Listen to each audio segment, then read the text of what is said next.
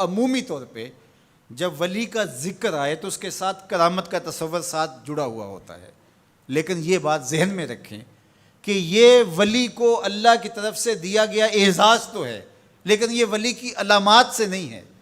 یعنی ولی کے لیے جو شرطیں ہیں، جو نصاب ہے، وہ ایمان اور تقوی ہے۔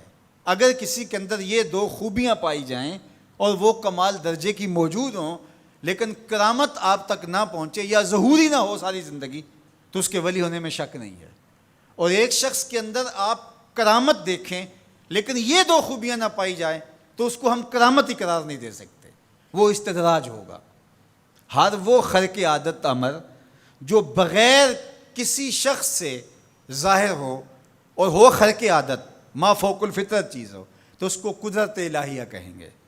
اور اگر وہ نبی کے ہاتھوں سے اعلان نبوت سے پہلے صادر ہو جائے تو اسے ارہاس کہا جاتا ہے۔ اعلان نبوت کے بعد ظاہر ہو تو اسے معجزہ کہا جاتا ہے، اور وہی چیز کسی ولی کے ہاتھ سے ظاہر ہو تو اسے کرامت کہا جاتا ہے۔ اور اگر کسی عام بندہ مومن کے ہاتھوں سے ظہور پذیر ہو تو اسے معونت کہا جاتا ہے۔ اور اگر وہی کام کسی کافر سے یا کسی فاسق و فاجر کے ہاتھوں سے ظاہر ہو تو اسے استدراج کہا جاتا ہے، جس طرح دجال کے ہاتھوں سے قرب قیامت میں ہوگا کہ وہ مارے گا بھی اور زندہ بھی کرے گا۔ اب استدراج میں اور کرامت میں فرق کرنا یہ عام آدمی کے بس کا روگ ہی نہیں ہے، وہ کیسے کرے گا؟ تو اس کے لیے سادہ کلیہ یہ ہے کہ ایمان اور تقوی کی شرط کے ساتھ اس چیز کو کرامت کہا جائے گا، اور اگر یہ دونوں شرطیں نہیں پائی جا رہی تو وہ پھر استدراج ہوگا۔ تو اس لیے ولی کو پہچاننے کے لیے کرامت معیار ہی نہیں ہوا، کرامت نصاب ہی نہیں ہوا، ولی کو پہچاننے کے لیے ایمان اور تقوی ہوا۔ اگر کرامت کو معیار بنا لیں گے تو پھر استدراج والے کو بھی ولی ماننا پڑے گا۔ اور یہی وجہ ہے کہ بہت سارے لوگوں نے ایسے لوگوں کے اوپر جو کسی بڑے بزرگ کی گدی پہ بیٹھ گیا، یا وہ چار لوگوں نے اس کو مان لیا یا اس کے شعبدے چل گئے اور شریعت کا واضح تارک ہے، اور لوگ اس کو اللہ کا ولی مان رہے ہوتے ہیں، اس لیے کہ ان کے ہاں معیار وہ نہیں ہے جو قرآن نے دیا ہے۔ قرآن نے دیا الذین آمنوا وکانوا یتقون، اور کرامت معیار نہیں ہے، وہ ایک ثمرہ ہے۔ اس ثمرے کو پہچانا جائے گا اس اصل نصاب کے بعد۔ اس کو صرف ایک مثال سے سمجھاتا ہوں۔ حضرت داتا گنج بخش علی حجویری علیہ الرحمہ نے کشف المعجوب میں یہ واقعہ لکھا ہے۔ کہتے ہیں کہ شیخ علی الخواص ایک بہت بڑے بزرگ تھے، وہ سفر پہ جا رہے تھے اور صاحب حال تھے، باکمال تھے، واقعتاً اللہ کے ولی تھے۔ ایک شخص آیا اور ہانپتا کانپتا ان کے پاس آ کے رکا، کہا آپ شیخ علی الخواص ہیں؟ فرمایا ہاں۔ تو کہا کہ میں لمبا سفر کر کے آیا ہوں اور آپ کی صحبت میں کچھ دن گزارنا چاہتا ہوں، تو آپ مجھے اپنی صحبت کے شرف سے محروم نہ رکھیے۔ تو حضرت شیخ علی الخواص نے مراقبہ کیا اور اسے کہا کہ مجھے تیرے بدن سے کفر کی بو آ رہی ہے۔ اللہ والوں کو اللہ نے بصیرت کا نور دیا ہوتا ہے۔ اس نے کہا جی میں نصرانی ہوں اور دیار غرب سے آیا ہوں، آپ کی شہرت سنی تھی تو آپ کی صحبت میں کچھ وقت گزارنے کی آرزو ہے، مجھے محروم نہ رکھیے۔ شیخ کہتے ہیں میں نے ٹالنا چاہا، میں نے کہا کہ میری صحبت میں رہنا بڑا مشکل ہوگا، تکلیفیں سہنا پڑیں گی۔ اس نے کہا جی میں گوارہ کروں گا۔ فرمایا ٹھیک ہے۔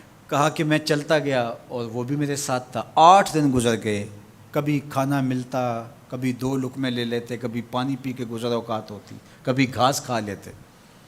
ایک دن اس کا وجود کپ کپا رہا تھا بھوک کی شدت کی وجہ سے۔ اس نے مجھے کہا شیخ آپ اللہ کے بندے ہیں، میں نے عہد تو کیا تھا کہ کوئی آپ سے مطالبہ نہ کر پاؤں، لیکن اب میری سخت جواب دے گئی، تو آپ اللہ کے مقرب ہیں، تو اللہ کے اس قرب کی وجہ سے اس سے دعا کیجئے تو وہ میرے اور آپ کے کھانے کا انتظام کر دے۔ کہتے ہیں کہ میں اس کی حالت کو دیکھ کر کے سجدہ ریز ہو گیا اور اللہ کی بارگاہ میں نے یہ دعا کی مالک اس کافر کے سامنے رسوا نہ کرنا۔ کہا جب میں نے سر اٹھایا تو آسمان سے ایک طبق اترا جس کے اوپر 2 پیالے شربت کے تھے اور 2 روٹیاں تھیں، تو میں نے ایک پیالہ اور ایک روٹی اس کو دے دی اور ایک خود لے لی اور پھر سفر شروع ہو گیا۔ 8 دن پھر گزر گئے، پھر ایک دن وہی حالت کہ اس کا بدن کپ کپانے لگا۔ تو میرے دل میں آیا کہ روز روز حالت ایک جیسی نہیں ہوتی، تو اس دن تو لاج رہ گئی تھی، تو کہیں آج یہ پھر نہ بول پڑے، تو قبل اس سے کہ یہ بولے میں نے بول کر کے کہا کہ تو بھی عیسائیوں کا بہت بڑا پیر پادری ہے، تو آج تیری باری ہے۔ تو کہتے ہیں جب میں نے اس کو کہا تو اس نے بھی سجدے میں سر رکھ دیا، اور میں دل ہی دل میں سوچا کہ اس کا سجدہ ریز ہونا کیا معنی رکھتا ہے جب ایمان ہی نہیں ہے۔ تھوڑی دیر کے بعد جب اس نے سر اٹھایا تو آسمان سے بھی طبق اترا، جس پر 4 پیالے شربت کے اور 4 روٹیاں تھیں۔ اس نے 2 روٹیاں اور 2 پیالے میری طرف بڑھائے، اور 2 پیالے اور 2 روٹیاں اپنی طرف کر لیں، اور کہا کہ کل یا شیخ کھائیے۔ میں نے کہا میں نہیں کھاؤں گا، اس لیے کہ کرامت ہو نہیں سکتی، اور استدراج کا کھانا جو ہے وہ میں کھا نہیں سکتا، چونکہ تم کافر ہو تو میں استدراج کا کھانا کھاؤں تو یہ نہیں ہو سکتا۔ تو اس نے کہا کل یا شیخ، شیخ کھائیے اور میری طرف سے 2 مبارکیں وصول کیجیے۔ میں حیران ہوا، نے کہا کیا مبارکیں؟ اس نے کہا میں نے سجدے میں سر رکھا اور اللہ کی بارگاہ میں عرض کی، اے اللہ اگر اسلام سچا دین ہے تو 2 پیالے اور 2 روٹیاں عطا کر دے، اور اگر علی الخواص واقعی تیرا ولی ہے تو 2 پیالے اور 2 روٹیاں اس کے صدقے سے دے دے۔ تو ایک تو آپ کو آپ کی ولایت کی مبارک ہو، اور دوسرا ہاتھ بڑھائیے اور مجھے اسلام میں داخل کیجیے، اسلام سچا دین۔ تو شیخ علی الخواص کے اس واقعہ کو ذکر کرنے کے بعد داتا گنج بخش علی حجویری فرماتے ہیں کہ علی الخواص جیسا شخص بھی یہاں پریشان ہو جائے کہ خدایا یہ استدراج ہے یا کرامت، تو کہا پھر عام آدمی کیسے فیصلہ کر سکتا ہے کہ یہ استدراج ہے یا کرامت؟ تو کہا کہ اس کو یہی دیکھنا پڑے گا ایمان اور تقوی ہے کہ نہیں۔